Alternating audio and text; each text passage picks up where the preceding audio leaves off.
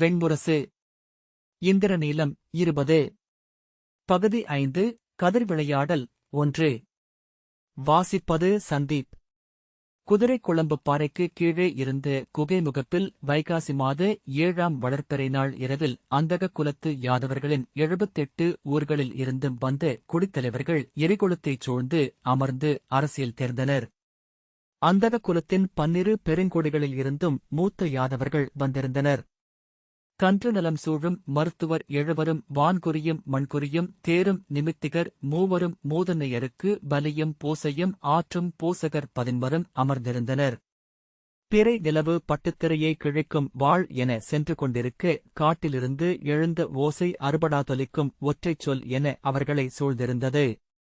அவர்கள் சத்ராஜித்தும் பிரசேனரும் வருவதற்காக காத்திருந்தனர். ஒவ்வொருவரும் சற்று நிலையெழுந்தது போலிருந்தமையால் உரையாடல் ஏதும் நிகழவில்லை. மைத்ரிவனத்தின் குடிப்பூசகர் தருமர் உறைந்த பசுனை நிறைந்த சிமிழை அனலருகே கொண்டு சென்று உருகச் செய்து அதை தன் கையில் இருந்த அப்பத்தில் பூசினார். உணவருந்தாமலா வந்தீர் என்று பிரமதவனத்தின் தலைவரான ஹரிணர் கேட்டார். ஆம், மலைமேல் அன்னையர் ஆலயத்தில் பூசனை செய்ய சென்றிருந்தேன். கலமனின் பசுக்கள் சென்று 4-5 நாளாக இறந்து கொண்டிருந்தன. ஆகவே ஒரு பிழை நீக்கு பலி செய்ய வேண்டுமென்றான். அங்கிருக்கையில்தான் முழ ஒலி கேட்டேன். ஊருக்குச் சென்று மீண்டு வர நேரமில்லை என்றார். அவரது தாழ்ந்த குரலிலான பேச்சு அங்கே அனைவருக்கும் கேட்டது. ஆனால் எவரும் திரும்பி நோக்கவில்லை. காட்டுக்குள் குறுமுழவின் ஒலி எழுந்ததும் அனைவரும் அசைந்து அமர்ந்தனர். சிலர் பெருமூச்சு விட்டனர்.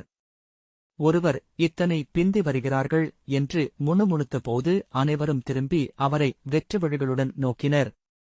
முழவோசை சற்று கழித்து அருகே கேட்டது. பின்னர் பந்த வழியில் எழுந்த நிழல்கள் அவர்கள் மேல் படர்ந்து சுழன்று சென்றன. மலையஜபுரியின் தலைவர் அச்சுதர் அவர்கள் மட்டும்தான் வருகிறார்களா என்றார். ரிஷபபதத்தின் தலைவரான பிங்களர் ஆம், அப்படித்தான் சொன்னார்கள் என்றார். யாரோ பெருமூச்சு விட்டு விடாய்நீர் என்று கேட்டார். ஏவலர்களில் ஒருவன் குடுவையில் நீருடன் அவர் அருகே சென்றான். பந்தங்களின் ஒளிக்காட்டுக்குள் இருந்து பெரிய சட்டங்களாக எழுந்து சுழன்றது.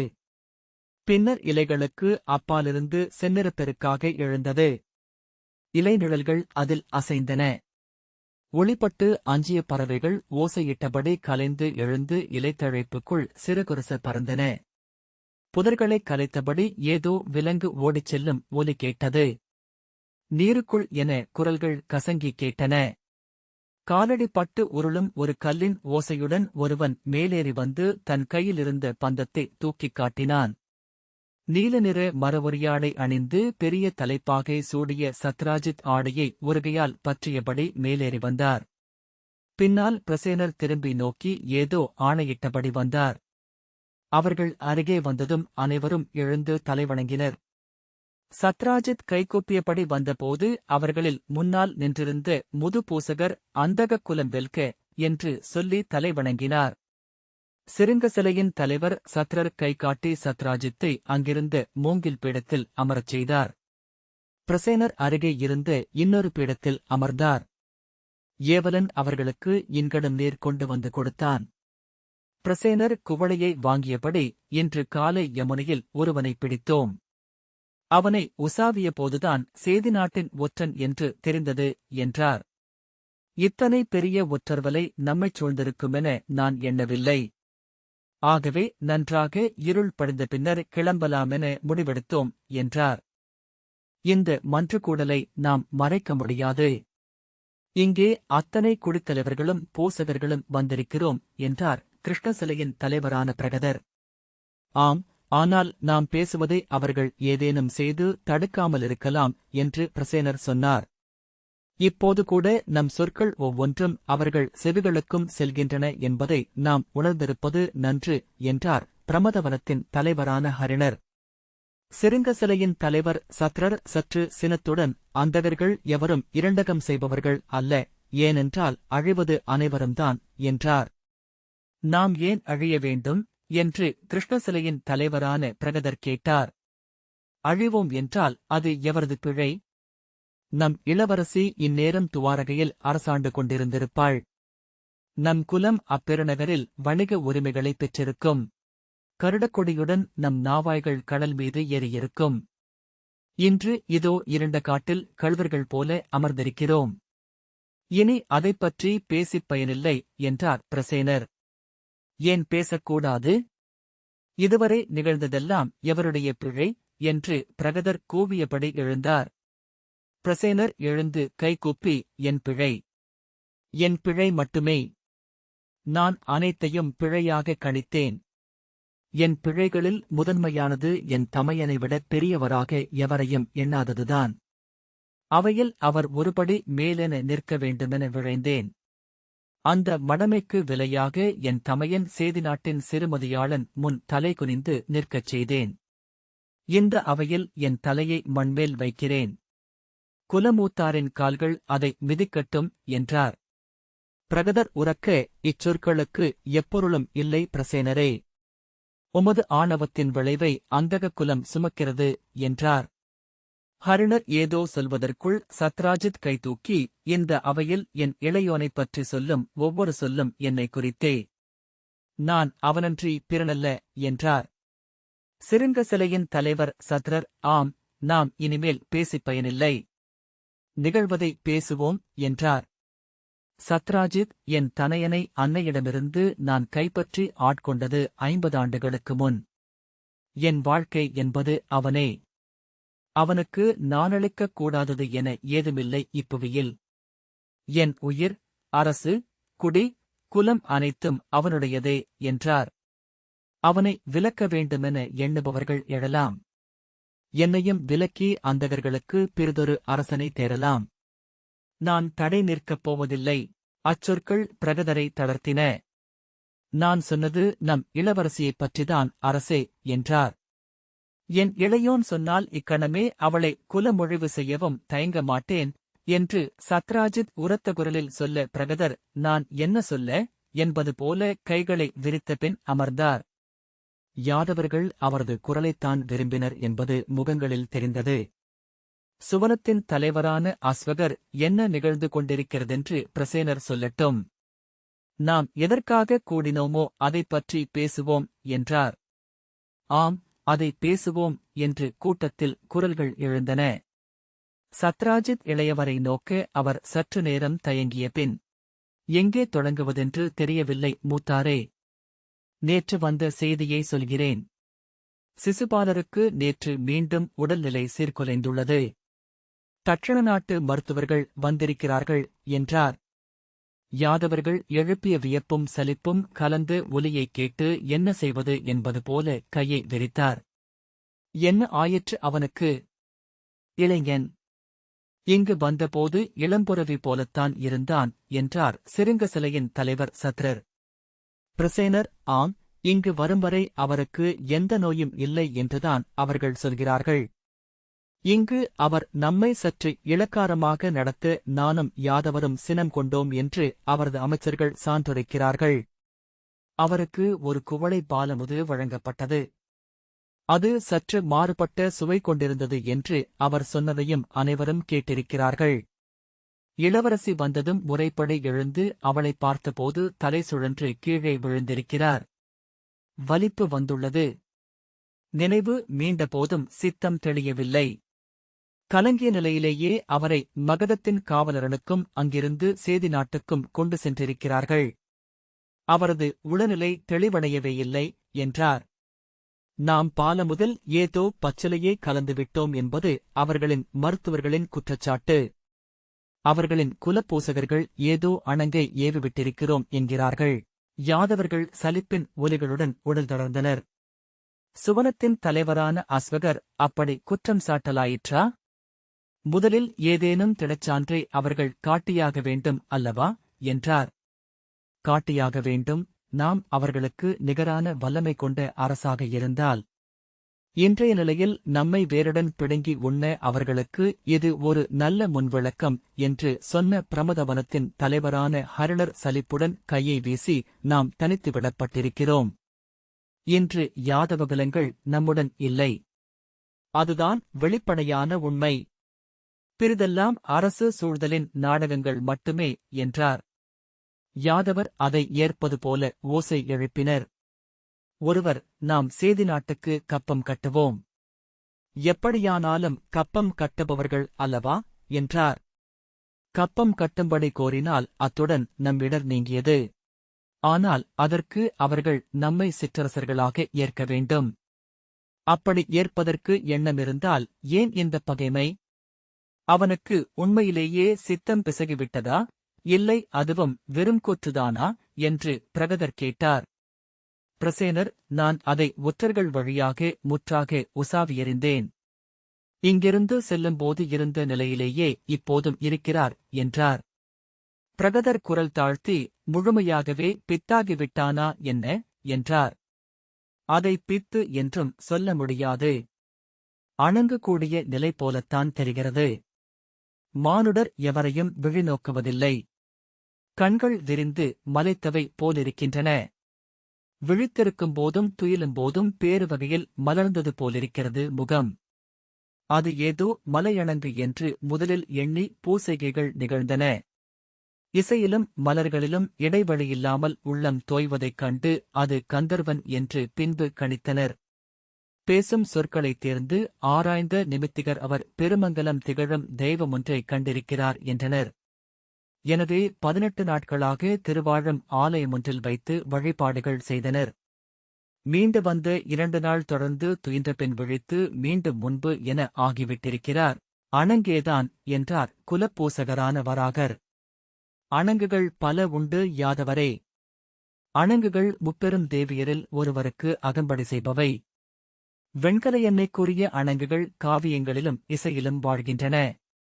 அவை பற்றிய மானுடர் ஒரு நூலை ஒரு பாடலை ஓர் இசையை மீள மீளக் கேட்டு அவற்றில் ஆழ்ந்து பித்தென்றாகி அமர்ந்திருப்பர். பாய்கலைப்பாவைக்குரிய அணங்குகள் படைக்கலங்களில் பசுங்குருதியில் வாழ்பவை. அவை தொட்ட மானுடர் பெருஞ்சினம் கொண்டிருப்பர். படைக்கலத்தை துயிலிலும் கைவிடாதிருப்பர். வெண்ணிறம் மீது பற்று கொண்டிருந்தால் கலைமகளின் அணங்கு அது. செங்குருதி நிறம் மீது பித்தெழுந்தால் அது கொற்றவையின் அணங்கு எனலாம். திருமகளின் அணங்குகள் அழகுள்ள அனைத்திலும் வாழ்பவை.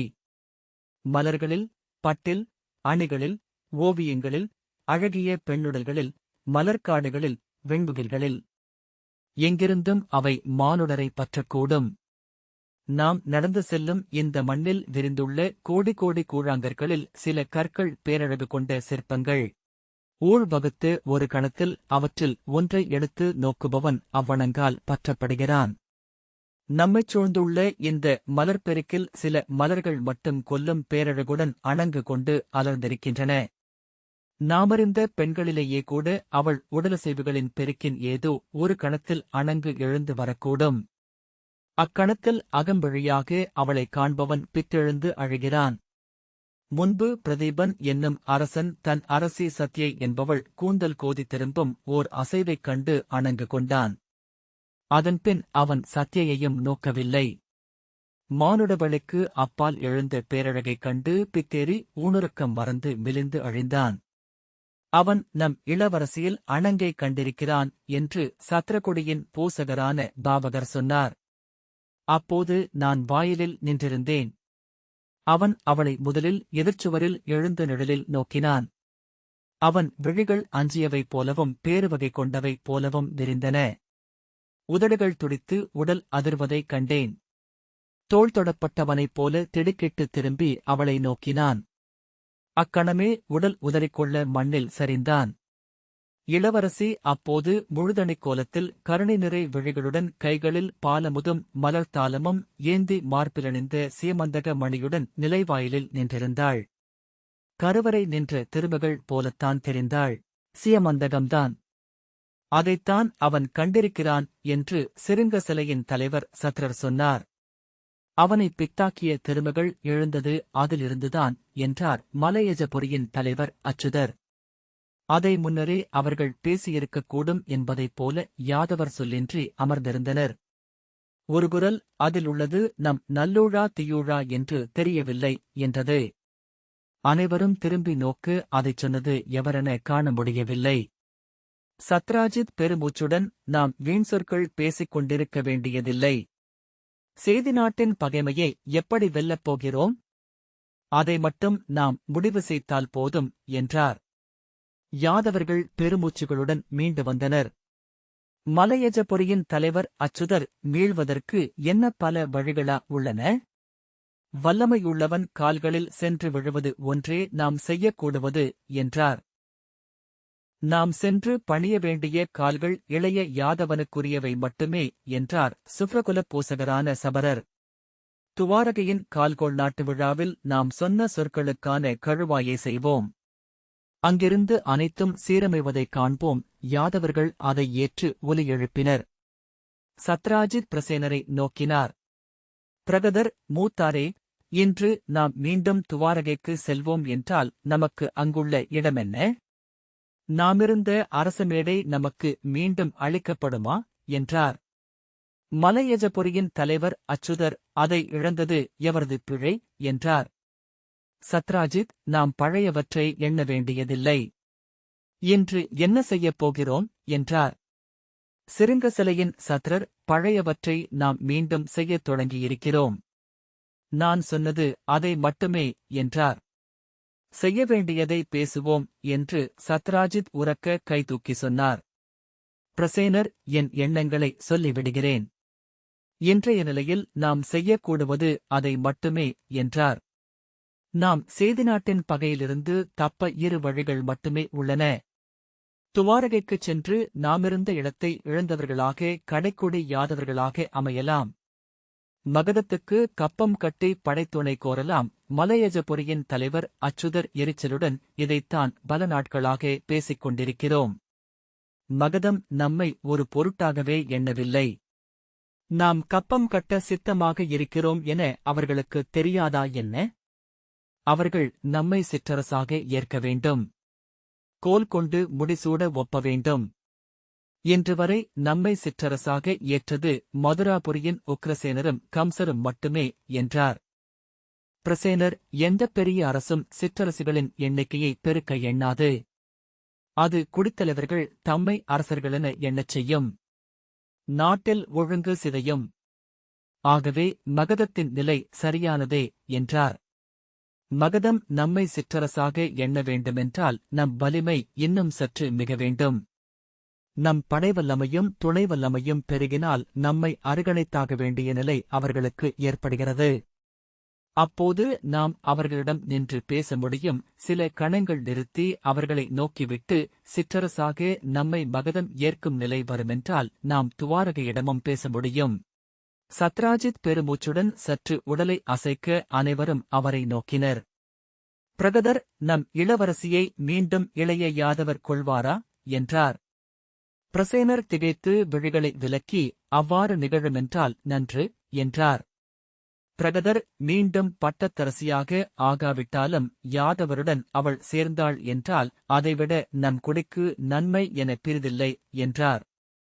சத்ராஜித், நாம் அதைப்பற்றி பிறகு பேசுவோம். நம் இக்கட்டு அதுவல்ல என்றார். பிரகதர் உரக்க, நம் இக்கட்டைப் பற்றி நான் பொருட்படுத்தவில்லை. நம் குலவிளக்கு இங்கே தன் உளங்கொண்டவனுக்காக காத்திருக்கிறாள். அவள் நெஞ்சுரைந்து நெடுமுச்செறிந்தால் நம் குலம் பற்றி எரியும். நான் எண்ணுவது அதைப் பற்றியே என்றார். பிரசேனர், நாம் அதையும் அவரிடம் பேச முடியும் மூத்தாரே என்றார். சிருங்கசலையின் சத்ரர், அதற்கு என்ன செய்யப் போகிறோம்? நாம் படை திரட்டவிருக்கிறோமா? யாதவகுலங்கள் அனைத்தாலும் விலக்கப்பட்டிருக்கிறோம். இந்த பெருங்காட்டின் விளிம்பில் மலைக்கொடிகளென வாழ்கிறோம் என்றார். நான் சொல்ல வந்ததும் அதுவே. நமக்கு வடக்கே பெருகி பரவியிருக்கும் இப்பெருங்காடு நமக்கு அரண். யமுனைக்கரை வணிகத்துக்காக மட்டுமே நாம் இங்கிருக்கிறோம். கடுந்தகத்துக்கு நிகராக ஒரு கோட்டையை நாம் உள்காட்டில் அமைப்போம். மகதமோ பிறரோ நம்மை தாக்குவார்களென்றால் அங்கு சென்று அமைவோம். வெல்ல முடியாதவர்கள் என்பதே நம்மை விரும்பத்தக்கவர்களாக ஆக்கும். இன்று நமக்குத் தேவை அந்த வடிவம்தான். நாம் துவாரகையை பகைத்துக் கொண்டிருக்கிறோம். சேதி நாட்டை விலக்கியிருக்கிறோம். ஆரியவர்த்தமே இன்று நம்மை நோக்குகிறது. ஏதோ ஒரு அறியாவல்லமையால்தான் நாம் இத்தனை நிமிர்வுடனிருக்கிறோம் என அரசர்கள் எண்ணுகிறார்கள். காட்டுக்குள் ஒரு கோட்டை அவ்வெண்ணத்தை வலுப்படுத்தும்.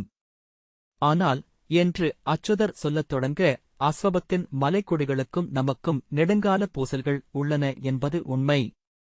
ஆனால் மிக எளிதில் அவர்களை நாம் நம் நண்பர்களாக்கிக் கொள்ள முடியும் என்றார் பிரசேனர். ஏனென்றால் மலைக்கொடிகள் இன்று மாறிக்கொண்டிருக்கிறார்கள். அவர்களுக்கு வணிகப் பொருட்கள் தேவைப்படுகின்றன. உப்பும் மரவுரியும் படைக்கலங்களும் அவர்களால் விரும்பப்படுகின்றன. அவர்கள் நமக்கு மலையில் இடமளித்தால் அவர்களுக்கு யமுனையில் துறையமைத்துக் கொடுப்போம். உரிய வணிக ஒப்பந்தங்களை போட்டுக் கொள்வோம். யாதவர் நடுவே எந்த எதிர்வினையும் எழவில்லை. பிரசேனர் ஒரு கணம் பொறுத்துவிட்டு அஸ்வபாத மலைக்கு அப்பால் கழிந்த சிருங்கம் வரை ஊஷரர், பிங்களர், சியாமர், கராளர், கன்னர், தசமுகர், ஜாம்பவர் என 7 மலைக்கொடிகள் உள்ளன. அவர்களில் ஒருவரையாவது நம்மால் வென்றெடுக்க முடியும். ஒற்றர்கள் வழியாக விரிவாகவே செய்தி சேர்த்திருக்கிறேன். கன்னரும் கராளரும் பகைமை நிறைந்தவர்கள். அனைவருக்கும் முதல் கொடிகளான ஜாம்பவர் எவ்வகையிலும் அணுக முடியாதவர்கள். உள்காட்டின் இருளுக்குள் வாழ்பவர்கள். சியாமரும் பிங்களரும் தயக்கம் கொண்டவர்கள்.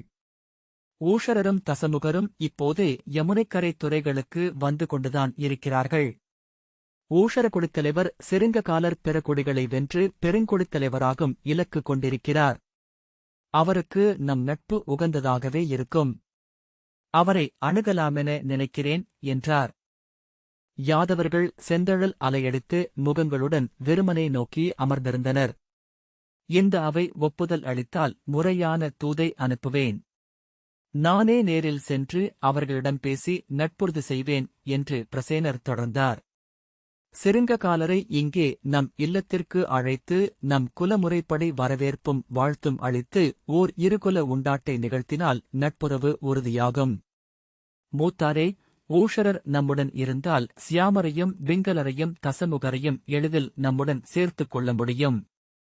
4 மலைக்குடிகளின் துணையிருந்தால் அஸ்வபாது மலைச்சரிவில் மரத்தாலான ஒரு கோட்டையை அமைப்பதற்கு 7 மாத காலம் போதும்.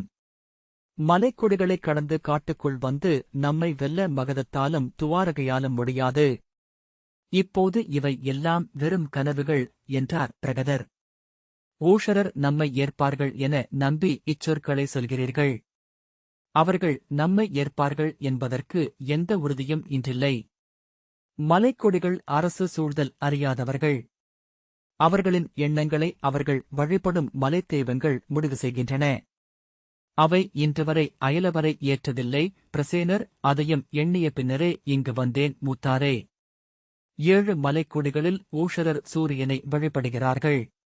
அவர்கள் வாழும் கஜமுகம் என்னும் மலைச்சரிவில் உள்ள 3 குகைகளில் நடுவே உள்ள குகையில் வருடத்திற்கு ஒருமுறை சித்திரை மாதம் மீன நாளின் உச்சிப் பொழுதில் 4 கணிகை நேரம் மட்டும் அங்குள்ள இருண்ட சிறிய சுனைக்குள் சுடர்மணியாக எழுந்தருளும் சூரியனே அவர்களின் தெய்வம்.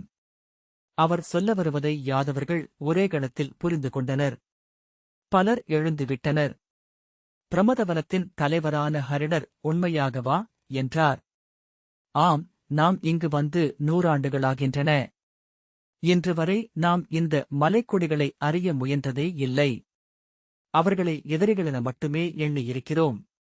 இப்புவியில் நமக்கு மிக அண்மையான எவரேனும் இருக்க முடியும் என்றால் அது ஊஷரர்களே என்றார். கிருஷ்ணசிலையின் தலைவரான பிரகதர் அவர்கள் சூரியனை எப்படி வழிபடுகிறார்கள் என்றார். சூரியன் குடியிருக்கும் 7 மணிகள் அவர்களிடமுள்ளன. அவற்றை தங்கள் ஊர் நடுவே உள்ள ஆலயத்தில் வைத்து முதல்கதிர் எழும் வேளையில் பொதுமலர் அளித்து வழிபடுகிறார்கள். யாதவர்கள் உள்ள எழுச்சியால் பெருமூச்சு விட்ட ஒலிகள் எழுந்தன. சுவனத்தின் தலைவரான அஸ்வகர் அந்த மணிகள் எப்படி உள்ளன என்றார். பிரசேனர் புன்னகையுடன் வானவில்லின் 7 நிறங்கள் கொண்டவை என்றார். ஆனால் சியமந்தகம் அவற்றை விட 7 மடங்கு பெரியது. பேச வேண்டிய அனைத்தையும் பேசிவிட்ட உணர்வு அவர்களுக்கு ஏற்பட்டது போல மெல்ல உடல் தளர்ந்து அமைந்தனர். ஒருவர் எழுந்து சென்று இன்கடுநீர் கோப்பையை எடுத்துக் கொண்டார். இன்னொருவர் அதற்காக கை நீட்டினார். மூத்தாரே, சீமந்தக மணியை கழுத்தில் அணிந்து கொண்டு அவர்களின் மன்றில் சென்று அமர்ந்தேன் என்றால் நான் ஒரு சொல்லை கூட உச்சரிக்க வேண்டியதில்லை என்றார் பிரசேனர். நான் கோருவது இந்த அவையின் ஒப்புதலை மட்டுமே. யாதவர்கள் அனைவரும் தங்கள் வளைதடிகளை தூக்கி, ஆம், அவ்வாறே ஆகுக என்று குரலெழுப்பி வாழ்த்தினர். இந்த வாசிப்பை கேட்டதற்கு நன்றி.